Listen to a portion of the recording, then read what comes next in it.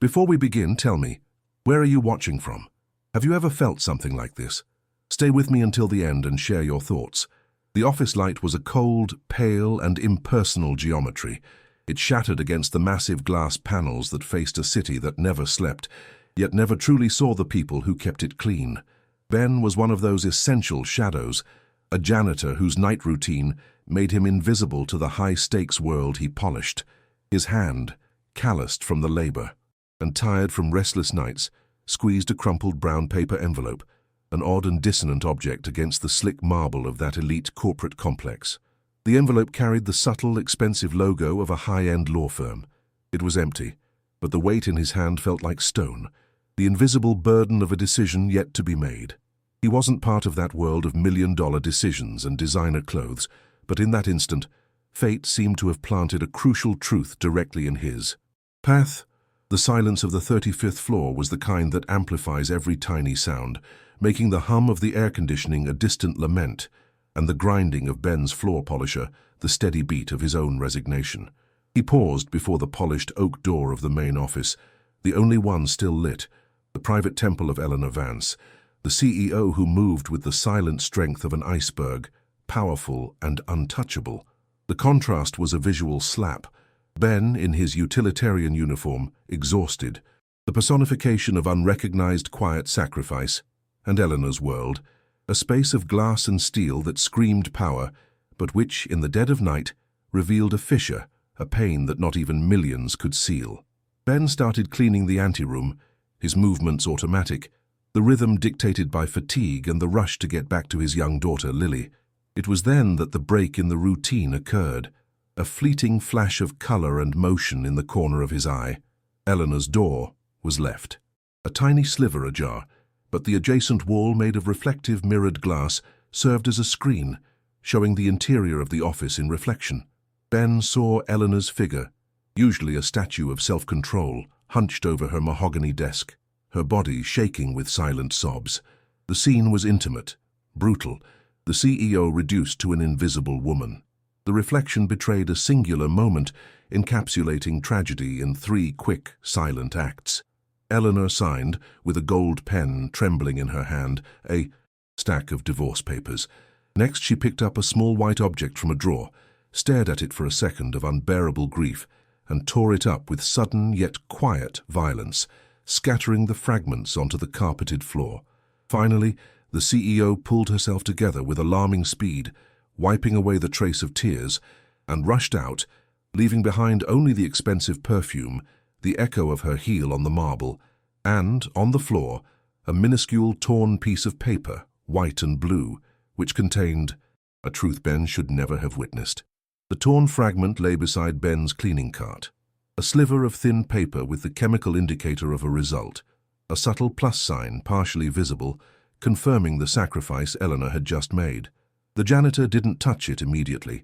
He just stared at it while the slow, almost musical steam of the polisher did its work. On that tiny piece of paper lay the evidence of a vulnerability that didn't fit the profile of the cold, calculating CEO he only knew from afar, through business. Editorials. That micro-gesture tearing up the test was a silent scream that Ben, the man of the invisibles, had heard loud and clear. The following week transformed the coolness of the 35th floor into a rarefied air of tension. Eleanor, usually reclusive, began moving through the office with subtle aggression, her decisions quicker, her dialogues with executives sharper. Rumors ran through the carpeted hallways, whispers about an imminent divorce from her husband, an influential and possessive businessman. Ben, meanwhile, continued his cleaning routine, but his eyes now sought her gaze, a look Eleanor avoided with the precision of someone guarding a high-stakes secret. He had become the sole keeper of a truth that weighed more than all the steel and glass of that skyscraper. The encounter that destabilized the equilibrium occurred on a Tuesday, mid-morning, something that never happened. Eleanor returned unexpectedly to retrieve a document, surprising Ben in the act of refilling the coffee in her private espresso machine. The silence that followed was not empty. It was dense, charged with unspoken knowledge. Ben hesitated, the porcelain mug in his hands, and she looked at him for the first time, not with the usual corporate disinterest, but with a fleeting intensity of suspicion and exhaustion. It was the CEO looking at the janitor, and it was the wounded woman looking at the only man who had seen her cry. In a clumsy attempt to break the ice and offer anonymous relief, Ben, before leaving the office, discreetly placed the freshly served mug next to a stack of urgent documents, along with a tiny piece of folded paper. It wasn't the test fragment, it was a quickly scribbled note, a human invitation amid the corporate inhumanity. The mug was a symbol of unsolicited care, a small anomaly in the cold order of the office. Ben hurried out, feeling the heat on his neck, his heart pounding with the audacity of the gesture. Eleanor saw the note as soon as she sat down, a piece of yellow post-it with Ben's hesitant handwriting. A long day calls for a deep breath. Be well. She picked it up, her eyebrows furrowed in confusion that melted into a deeper emotion. There was no demand, just an invitation to empathy coming from a man she had barely noticed before. The note was evidence that someone was seeing her not as the CEO, but as the person beneath the title, and the strangeness of the gesture hit her with the force of a revelation. Eleanor crushed the note in the palm of her hand, her eyes fixed on the door through which Ben had left. The warmth of the coffee mug transferred to her skin, a palpable sense of kindness in a universe dominated by cold calculation. In that moment, the silence between them was no longer the abyss of class difference, but the tenuous bridge of shared human pain. Ben had introduced a destabilizing element into her perfectly controlled life. The unexpected Ben tried to rationalize the gesture. Leaving the mug with the anonymous note was just a release of his own excessive empathy, a lapse of humanity he couldn't afford at work. He was a janitor, not a CEO therapist. The difference between them was not just salary, but entire worlds. He had to resist the temptation to care because caring meant diverting focus from his one non-negotiable priority, Lily. The image of his eviction notice, still crumpled in the inner pocket of his jacket, was the cold antidote against any emotional slip. He needed silence and stability, not the drama of a rich, sad woman. But the resistance failed when he got home, to the small rented apartment, and found Lily sleeping soundly on the couch, an old worn blanket over her, and a bedside lamp flickering rhythmically. The smell of reheated mac and cheese lingered in the air, the aroma of a humble but loving childhood. The sight of his daughter's vulnerable innocence directly confronted the image of the torn fragment he had saved, a tiny piece of paper representing a rejected baby, a life potentially sacrificed. Guilt, the feeling of powerlessness, began to corrode the wall he had built. A subtle trigger set off an old memory. As he quietly tried to tidy up Lily's scattered toys, his fingers brushed against an old brown teddy bear given to him by his late wife. The plush was the only remaining material proof of a time when financial instability was not a threat, but a shared adventure. We always choose the light, Ben. Even when it's hard to find, his wife's phrase echoed, a mantra of resilience he had forgotten. The phrase returned powerfully. He had chosen the invisibility of night work to give light to Lily. Eleanor, the CEO, had chosen sacrifice and silent pain to perhaps protect her own light. The lullaby he sang to Lily, a simple melancholic tune, suddenly gained a new layer of meaning. It was the song of invisible sacrifice, the melody that resonated in both their worlds. Ben felt the sting of injustice. He was fighting for survival. She was fighting for choice, but the underlying pain was the same, the fear of loss. The next morning, back at the office, Ben noticed that the mug he had left for Eleanor was no longer on the desk. This should have calmed him, a sign that the interlude was over. However, in its place, there was a new anomaly, a small ceramic vase with a single white flower, simple and discreet, on the sideboard. He picked it up for an instant, the soft petal under his finger. The vase wasn't expensive, but the intention was clear. It was a silent response, an acknowledgement. Ben's resistance cracked entirely when his colleague, Tom, a cynical and envious supervisor, approached him with a baseless accusation. Tom alleged that Ben had misplaced high-value cleaning supplies, insinuating theft to cover his own inventory management incompetence. The humiliation of being called a thief, the opposite of who he was, a man who sacrificed everything for honesty, hit Ben hard. His blood ran hot. He was the invisible man who, in that moment, was being deliberately seen as a criminal. The confrontation escalated, Tom and Ben's voices echoing in the hallway. Suddenly, the door to Eleanor's office swung open. She didn't yell, she didn't question. Her eyes scanned the scene, Tom's red face, Ben's wounded dignity. Eleanor simply stood there, her presence a silent command. Ben has been with the company for 3 years. He's never taken so much as a paperclip. I'll personally audit the inventory. Now return to your duties, Tom. Tom backed down, humiliated. Ben remained silent, gratitude and confusion mixed in his gaze. Eleanor had defended him unexpectedly. She had seen his dignity, her act, a gesture of justice coming from above, cemented the fact that the CEO was repaying the anonymous kindness of the mug. Ben's resistance was unsustainable. She was hurting, she was acting under pain, and despite her power, she needed help. The test. Fragment in his pocket seemed to burn, demanding he do the one thing a single father knew how to do well: fight for those who cannot fight for themselves. Eleanor's unexpected defense served as a catalyst. Ben realized that the injustice he felt at being accused of theft was only a mirror of the greater injustice she was experiencing, the pain of silent sacrifice. He knew he had to act, not as the janitor, but as a father who understands the invisible struggle. The pregnancy test fragment in his pocket now seemed less like evidence and more like a rescue note. His ethical dilemma was clear: invade her privacy to offer help or maintain silence, and risk the pain he had witnessed turning into tragedy. The investigation began subtly. Ben noticed that the trash in Eleanor's office was invariably heavy with expensive but untouched takeout containers, physical signs of extreme stress and possible anorexia. He also started observing Eleanor's assistant, a tense and loyal woman named Susan, who seemed on the verge of collapse. Susan constantly stored large brown envelopes in a safe, her eyes red and puffy, avoiding eye contact. Cliffhanger 1. 60 seconds. What did those envelopes contain? And why was Susan's silence so protective? One night while working, Ben saw Susan leave Eleanor's office, but she forgot a small notepad on the desk. Ben hesitated, but the sight of Eleanor's pain compelled him. He opened the pad. What was there was not meeting notes, but Latin phrases about justice and sacrifice, plus a line that seemed like an old quote: "A child is the light you refuse to extinguish." Ben felt a chill. That was the logbook of her soul, proof that the struggle was deep and philosophical. Ben's day became a dance of emotional hide-and-seek.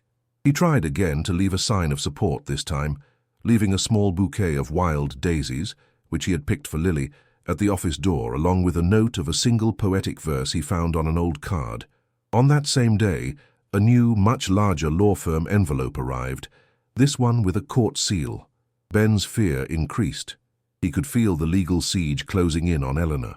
Ben, sweeping the carpet near the storage room, found a torn note, not the test, which Susan had apparently thrown away. It was a reminder from Eleanor's phone. Meeting 4 p.m. Dr. E. OBGYN. The date was 2 days prior. He had witnessed Eleanor tearing up the pregnancy test. The note was proof that she was maintaining medical contact, perhaps still fighting for the child she pretended to abandon. The story he had witnessed was becoming more complex. It wasn't about abandonment, it was about desperate protection. The weight on his chest intensified when he returned home and found the official eviction notice slipped under his door. The deadline was imminent. His personal pain was now the exact mirror of hers. Both were losing security for reasons of sacrifice. Ben spent the night looking at photographs of Lily, feeling like a failure, a man of invisible sacrifices. The need to talk to Eleanor was no longer about her. It was about the necessity of one human being seeing another human being, of breaking the silence that crushes. He finally mustered the courage. The next morning before sunrise, Ben waited for Eleanor in the underground parking lot, the pregnancy test fragment in his pocket, the eviction notice folded in the other hand, his 2 panes side by side. Eleanor looked even more drained, her eyes vacant. She tried to walk around him, impatient. "I don't have time for this, Ben. Whatever it is, put it in writing." Her voice was weak, stripped of her usual authority. Ben gently blocked her path. He spoke not with the voice of the janitor, but with the voice of the father. "It's not about the job, Eleanor. It's about the truth only the invisible can see." He took out the test fragment and held it out in his palm. The dim parking lot light hit the plus sign. Eleanor stopped, frozen, the shock and terror in her eyes turning into a desolate acceptance. The silence was so overwhelming that Ben's breathing seemed loud. He then, his voice thick with his own pain, placed the eviction notice next to the fragment. "I know what sacrifice looks like. I see it every day looking at my daughter. You tore this up, but you didn't tear up the problem. Are you okay, Eleanor?" He had confronted not the secret, but the humanity behind it. Eleanor subtly collapsed, the rigidity leaving her body. She confessed, her voice a rough whisper. The divorce was not amicable. Her husband, the real villain, had forced her to choose between the company, which she built from scratch, and the child. He threatened destructive litigation, taking everything from her if she kept the baby. She had signed the divorce to protect the company and torn up the test to keep the secret that she was still pregnant, planning to have the child in secret to remove it from her husband's toxic influence. The tearing was an act of protection, not abandonment. Ben was in shock. He had completely misjudged the action. The CEO wasn't cold. She was in a legal and emotional war for her. Motherhood, making an unrecognized sacrifice of a dimension he never imagined. His world of pain, which he thought was incomparable, found an echo in her world of power. He was the father fighting for his daughter. She, the mother fighting for her son. Eleanor revealed that her husband was using lawyers to track every financial or emotional move she made. Susan's safe contained contingency plans, stock transfers, and a dossier on the husband. She needed an act of invisibility. She needed the world to believe she was ending her life, when in reality she was starting a new one. Ben reached out and picked up the eviction notice. "You're fighting a predator. I know about fighting predators for what you love. I can't pay your lawyer, but I can keep your secret, and I can make sure your building is clean." He was no longer asking for empathy. He was offering partnership in invisibility. Eleanor looked at the test fragment in Ben's hand, then at the eviction notice. The social chasm between them had just vanished, replaced by the urgency of human connection. The biggest turning point, she smiled, a small, painful but sincere smile. "Thank you, Ben, for seeing the janitor in the CEO." Eleanor returned to her office that night, hours after her confession to Ben. The tension of that encounter had not drained her, but had ignited her with a feverish clarity. She sat at her desk, the city lights twinkling behind the glass, and no longer saw the CEO, but the woman who had been confronted with her own humanity by an invisible man. The test fragment, now returned and carefully stored under a paperweight, was the totem of her struggle, the irrefutable proof that the sacrifice was only valid if the life it protected could indeed flourish. She picked up the phone to call Susan, to initiate the contingency plan that would take her out of the city and ensure the safety of her baby. But the moment she dialed, she paused. Ben's gesture, the eviction notice next to the test, resurfaced in her mind. He had opened up about his unbearable pain and quiet sacrifice for Lily, and she, the woman of immense power, had only accepted his promise of secrecy and help, offering nothing in return for his pain. Ben's choice for empathy shamed her. The climax was not a scream, but a moment of absolute silence. Eleanor opened the safe drawer where Susan kept the priceless documents and took out an envelope. It no longer contained a getaway plan, but a personal check. She filled in the amount with a steady hand, a number that instantly solved Ben's eviction problem and gave him and Lily the security she had promised herself to give her own child. It was not corporate charity. It was a recognition of equality. She stared at the check, the pen resting. It was a risk. Any unexpected financial movement could be tracked by her predatory ex-husband and his lawyers, but her fear was less than the debt of dignity she felt. Ben had defended her from injustice in front of Tom and had comforted her in her deepest pain. She realized that true strength was not in protecting millions of dollars, but in protecting goodness in a cold world. She was acting from the heart. Finally, Eleanor folded the check and instead of handing it to Susan, she put it in a separate envelope, adding a handwritten note. "For Lily, payoff for a quiet sacrifice." She also grabbed her favorite childhood book, a worn volume of fairy tales that she kept as a talisman, and put it with the envelope. The book, her most intimate symbolic object, was the final bridge, the recognition that Ben's struggle deserved a future with happy stories. In that moment of resolute action, Eleanor ceased to be the CEO, paralyzed by fear, and became the mother who acts to protect. The risk of being tracked was real, but the risk of silencing Ben's kindness was intolerable. She got up, finally free from guilt, feeling the palpable hope of the new path she had forged. She left the envelopes with Susan to be delivered anonymously and walked out of the office, head held high, for the first time in months, seeing the world not as a prison, but as a battlefield where kindness could still win. Ben arrived at his small apartment the next morning, exhausted after his confession and the promise of secrecy. He was ready for the fight against the eviction, to call his few contacts and beg for time, resigned to another day of sacrifice. But under his door, he found a simple gift basket and a large envelope. The anonymous note, signed only as a friend, revealed the payment of his eviction notice. The rent and extra fees were covered, granting Ben and Lily months of unexpected security. The relief was physical, a wave of warmth that dissolved the ice of his anxiety. The invisible sacrifice had been finally recognized. Next to the note, Ben found the storybook, a worn volume with a cloth cover smelling of cozy, aged paper. It was a book of fairy tales, and the dedication on its front page, though faded, was in a child's handwriting. To Ellie, my brave little star, never lose your light. Love, Mom. The cold, unattainable CEO had given him her most intimate memory, proof that the light he had tried to rekindle in her was linked to unconditional love. The final scene shifts to the high floor, to the 35th floor. Eleanor is alone in her office, the late afternoon light streaming in. She is no longer crying, nor hunched over with fear, but looking out at the horizon. The silence surrounding her is no longer the silence of loneliness, but of the peace of a correct decision. Her gaze is not on the city's profit, but on the small lights of distant homes, a glimpse of the community of the real life Ben had reminded her existed. She had lost a marriage and an empire of appearance, but had gained a new chance. Eleanor's transformation is in her final gesture.